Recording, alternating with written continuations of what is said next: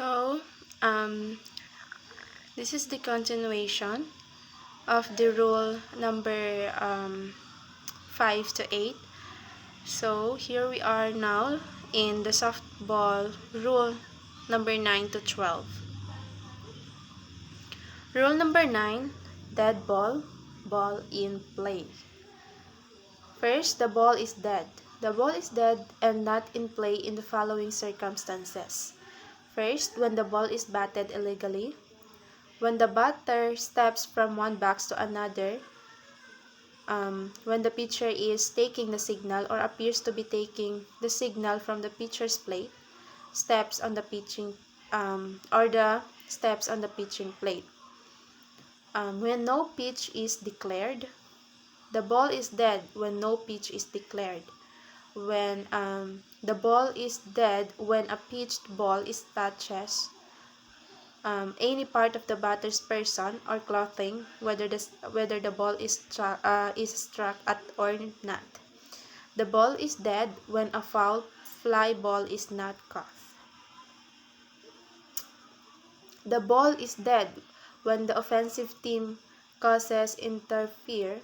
The ball is dead when a fair batted ball strikes an umpire runner.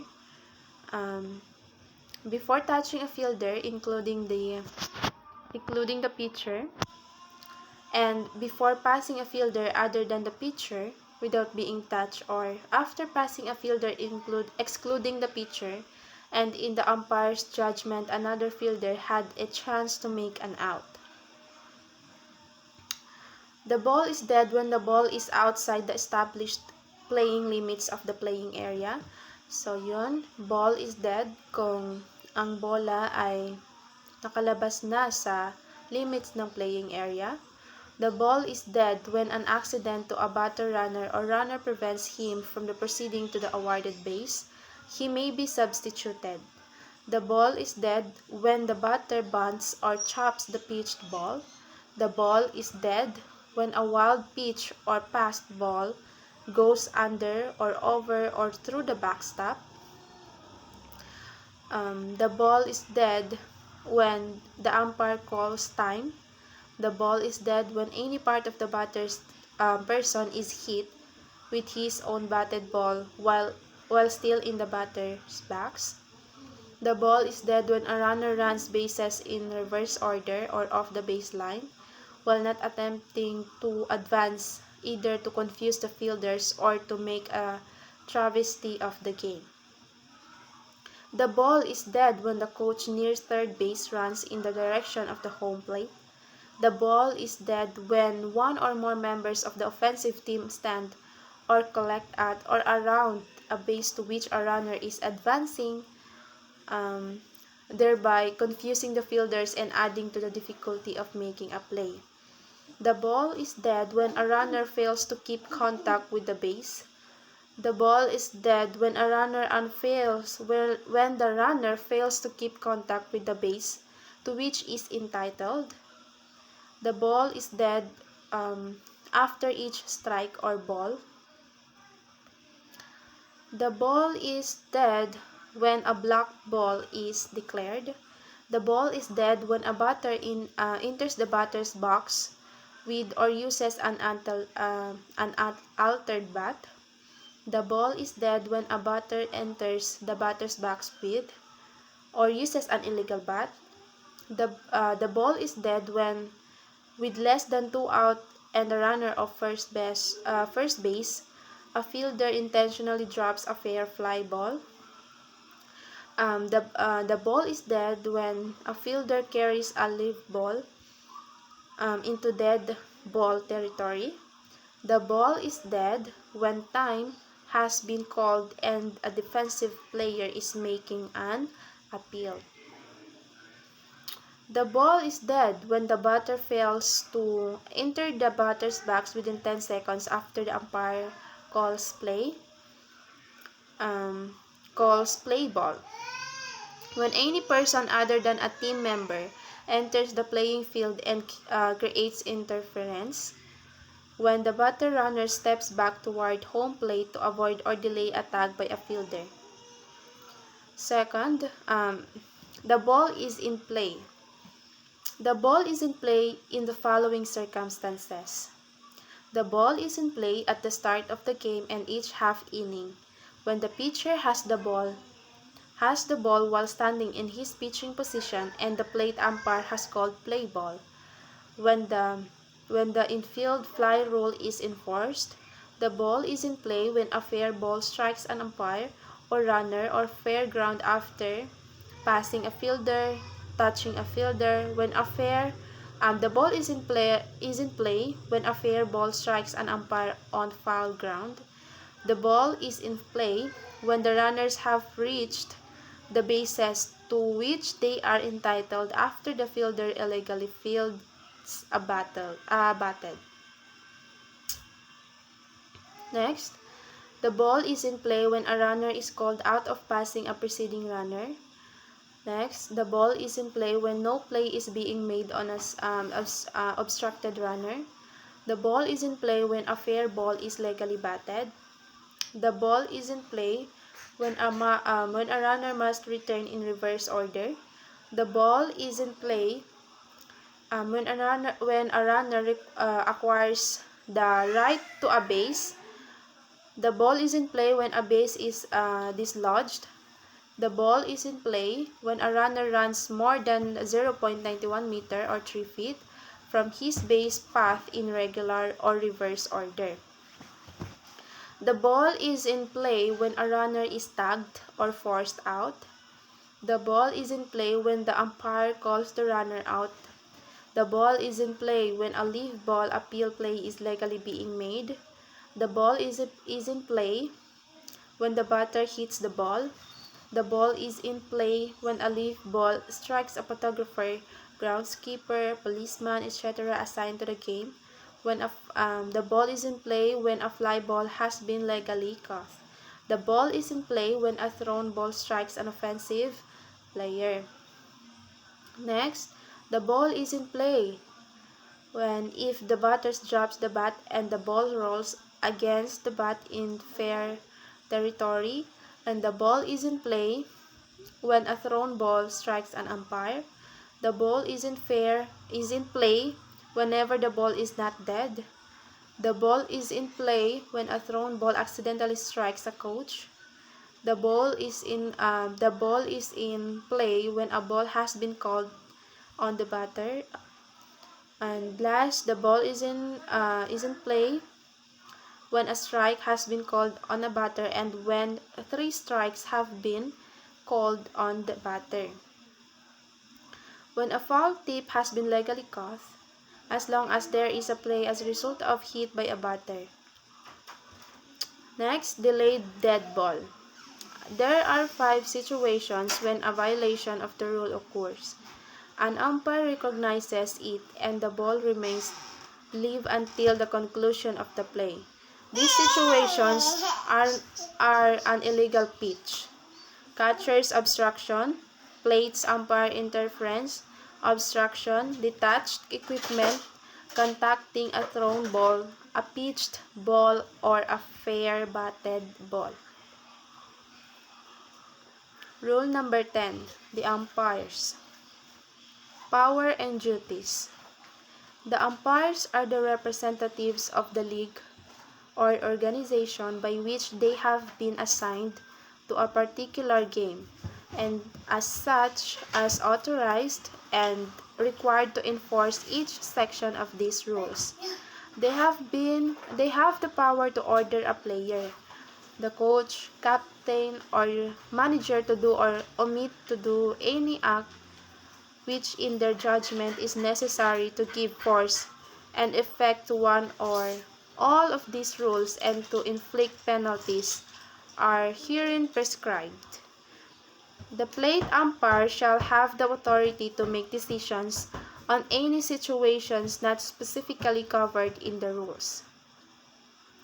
The general information for umpires. The umpire shall not be a member of either team. Example, player, coach, manager, officer, scorer, or sponsor. The umpire should be sure of the day, time, and place for the game, and should arrive at the playing field 20 to 30 minutes ahead of time, start the game on time, and leave the field when the game is over. The male and the female umpire must wear. So we will be discussing the uniform of the umpires. A powder blue long or short-sleeved shirt, a dark navy blue socks, dark navy blue slacks, dark navy blue cap with white and blue trimmed ISF letters on the front. So more on the color of dark navy blue. Ang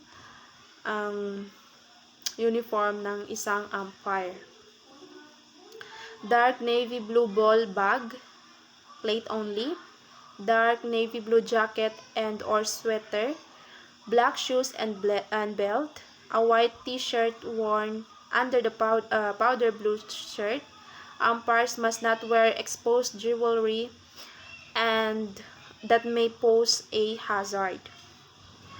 So strictly no wearing of any jewelry during the game or for the umpire's safetyness. Expectation, medical alert, bracelets, and or necklaces. The plate umpire in fast pitch must wear a black face mask, black or tan padding, and black throat protector and body protector, and shin guards with knee protection, and an extended wire protector may be worn in lie of a throat protector on the mask. Next, the plate umpire or base umpire shall have equal authority to call a runner out of leaving a base too soon, call time for suspension of play, remove or eject player, coach, or manager from the game for violations or rules, call all illegal pitches, determine and call an unfielded fly. The umpire shall declare the batter or runner out without waiting for an appeal for such decision in all cases where such player is retired in accordance with these rules. Failures of umpires to adhere to rule number 10 shall not be grounds for protest. There are guidelines for umpires. Next, the plate umpire. So, ano ba itong mga plate umpire? Shall take a position in back of the catcher. He shall have full charge of and be responsible for the proper conduct of the game.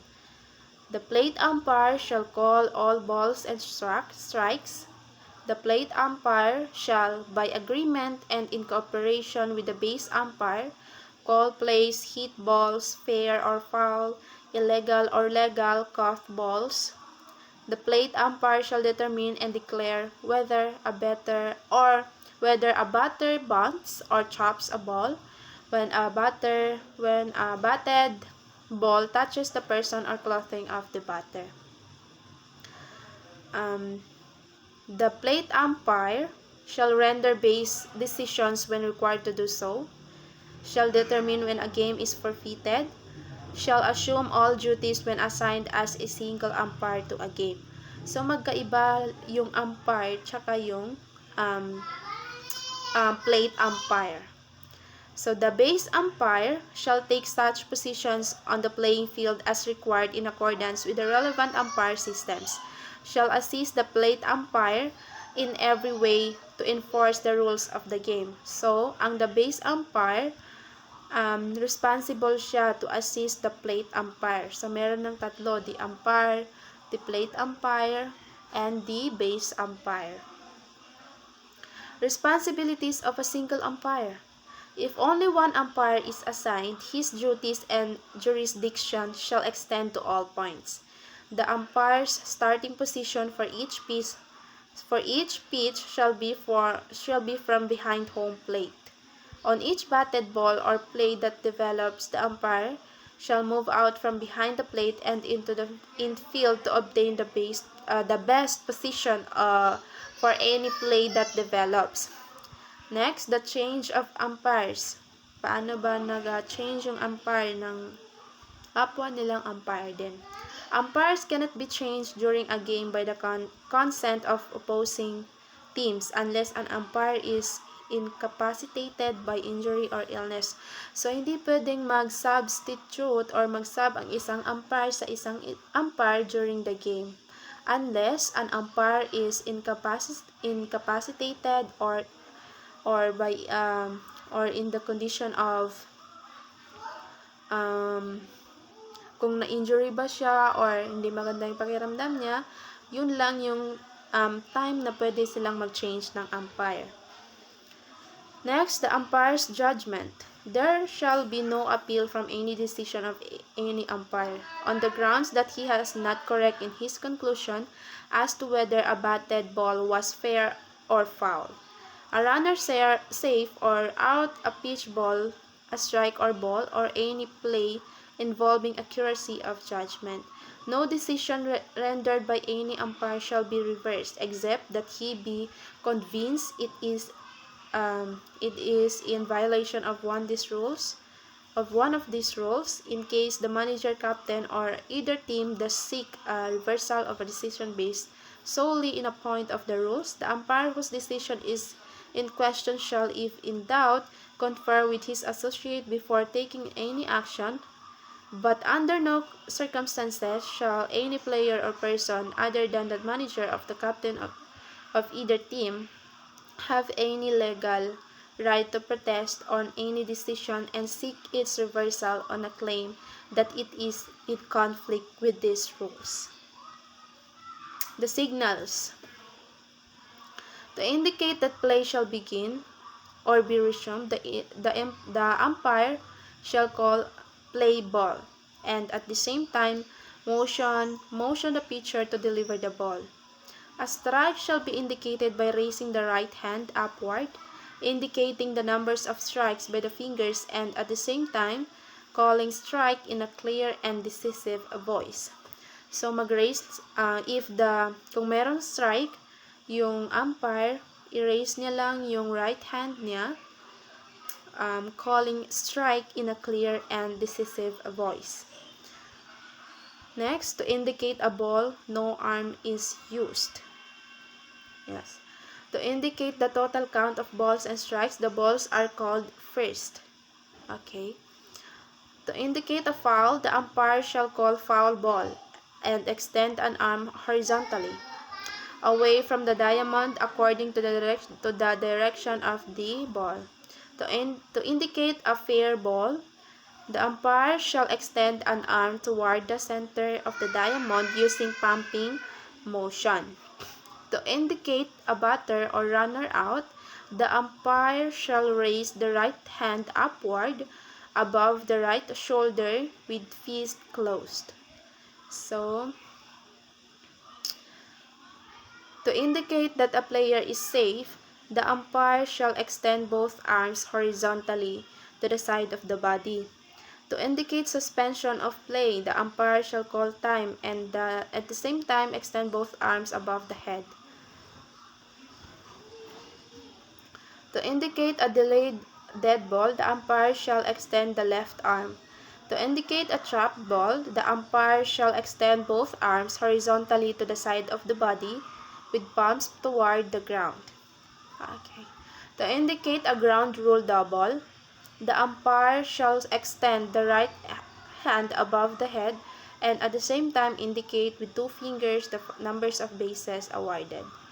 To indicate the home run, the umpire shall extend the right hand with closed fist closed above the head and circle the arms in clockwise movement. To indicate an infield fly, the umpire shall can infield fly if fair, the batter is out.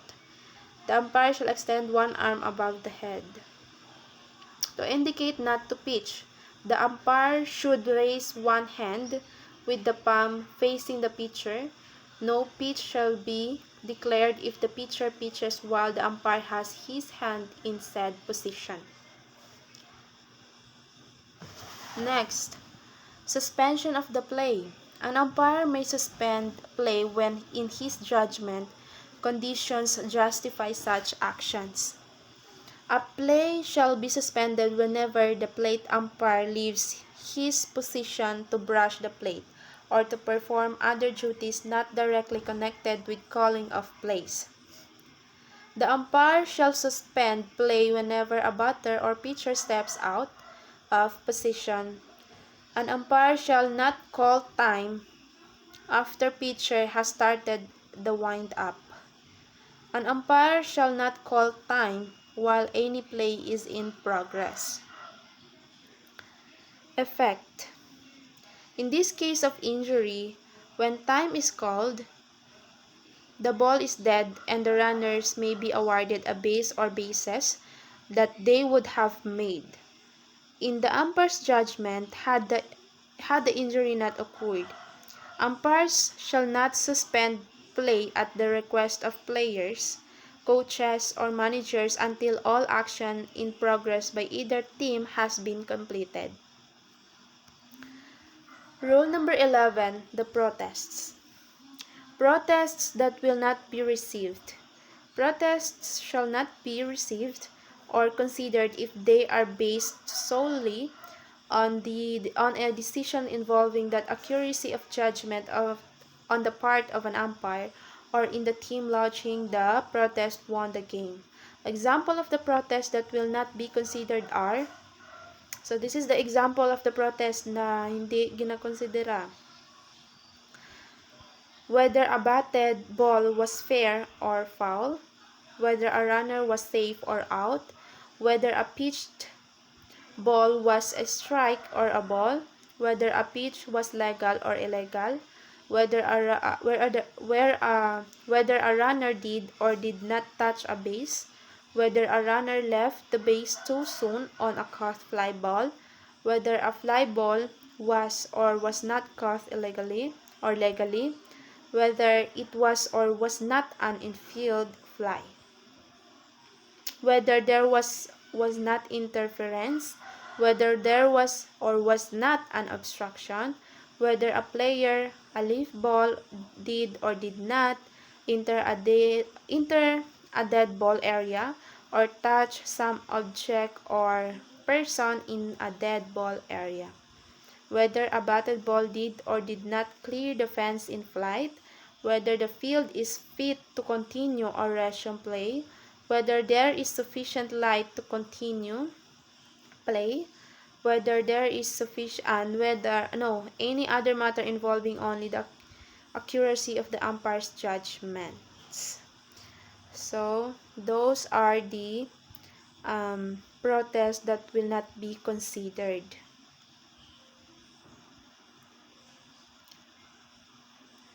Next, protests that will be received. Protests that shall be received and considered include matters of the following types: misinterpretation of the play rule, failure of an umpire to apply the correct rule to a given situation, failure to impose the correct penalty for a given violation. After one pitch have been thrown, no change can be made on any umpire's ruling. Eligibility of a team roster member. So, next, the protests involving judgment and interpretation of rule. So, protests may involve both a matter of judgment and the interpretation of a rule.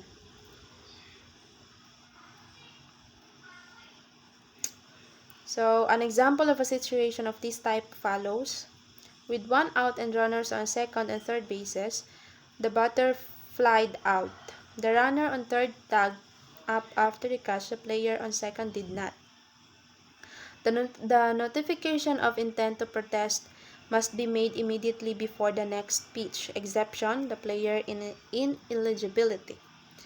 A manager or acting manager or the protesting team shall immediately notify the plate umpire that the game is being continued under protest. The plate umpire shall in turn notify the opposing manager and official scorekeeper. Time to lodge an official protest. The official written protest must be filed within a reasonable time. In the absence of league or tournament rule fixing the time limit for filing a protest should be considered if filed within a reasonable time, depending upon the nature of the case and the difficulty for obtaining the information on which to base the protest. Within 48 hours after the scheduled time of the contest is generally considered a reasonable time. Information required for written protest. The formal written protest should contain the following information: the date, time, and place of the game, the names of the umpires and scorers, the rule and the section of the official rules or local rules under which the protest is made, the decision and conditions surrounding the making of decisions, all essential facts involved in the matter protested. The result of the protest. We will talk about the result of the protest. The decision made on a protested game must result in one of the following: the protest is found invalid and the game score stands as played. When a protest is allowed for misinterpretation of a playing rule. When a protest or ineligibility of a team roster member is allowed, the game shall be forfeited by the defending team. Rule number 12. The scoring. The official scorer shall keep records of each game as outlined in the following rules. Shall have sole authority to make all decisions involving judgment. For example, it is the scorer's responsibility to determine whether a batter's advance to first base is the result of a hit or an error. However, a scorer shall not make a decision which conflicts with official playing rules or with an umpire's decisions. Next is the box scorer. Each player's name and the position or positions to be played shall be listed in the order in which he batted. Next, base hits shall not be recorded. Next, the sacrifice fly balls. Next, the runs batted in. A run batted in is a run scored because one of the following reasons. First, a safe hit, a sacrifice bunt or slap hit, a foul fly cuff, an infield put out or fielder's choice, a runner forced home because of the obstruction, the batter being hit with a pitched ball, or being given a base on balls, a home run, and all runs scored as a result. Next, the pitcher credited with a win, a pitcher charged with a loss. Next, the game summary. The summary shall list the following items in this order: the score by innings and the final score, the runs batted in and by home hit, who base hits and by home hit, 3 base hits and by home hit, home runs and by home hit, sacrifice flies and by home hit, double plays and players participating in the game, triple plays and players participating in them, numbers of walks given by each pitcher, number of batters struck out by each pitcher, number of hits and runs allowed by each pitcher, the name of the winning pitcher, and the time of the game, the names of the umpires and the scorers, the stolen bases by whom, sacrifice bunts, the names of the batters hit by a pitched ball and the pitcher who hit them, the number of wild pitches made by each pitcher, the number of passed balls made by each catcher. Next, the stolen bases. And last, the records of the forfeited games. All records of a forfeited game shall be included in the official records, except that of a pitcher's won-lost record. So that's the end of my report in the softball rule number 9 to rule number 12. Thank you.